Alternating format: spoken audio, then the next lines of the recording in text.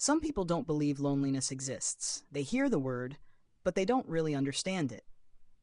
Because to them, loneliness is simple. If you have people around you, you shouldn't feel lonely. If you have friends, you should be fine.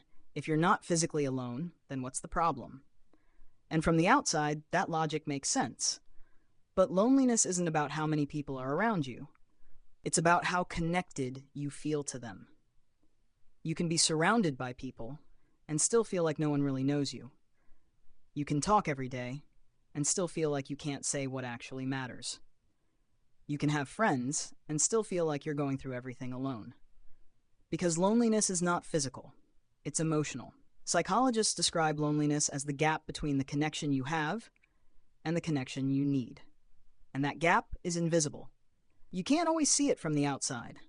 Someone can be social, active, and surrounded by people, and still feel completely alone inside. That's why loneliness is often misunderstood, because it doesn't always look like isolation. Sometimes it looks like someone who is always there for others, but has no one they can turn to. Sometimes it looks like someone who is constantly busy, but has no one to share their inner world with. Sometimes it looks like someone who laughs in conversations, but never feels fully seen. And when people don't understand this, they unintentionally dismiss it. They say things like, "But you have friends. You're not alone. You'll be fine." Not realizing that those words can make someone feel even more unseen, because what they're experiencing is not being acknowledged. Loneliness doesn't mean someone has no one. It means they don't feel connected in a way that matters. And connection is not built on presence alone. It's built on understanding, emotional safety, being able to be real. So when someone says they feel lonely, they're not always asking for more people. Sometimes they're asking to be understood. And that's something you can't measure from the outside.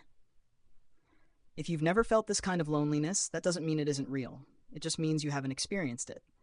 And if someone tells you they feel lonely, the most important thing you can do is not correct them. It's to listen.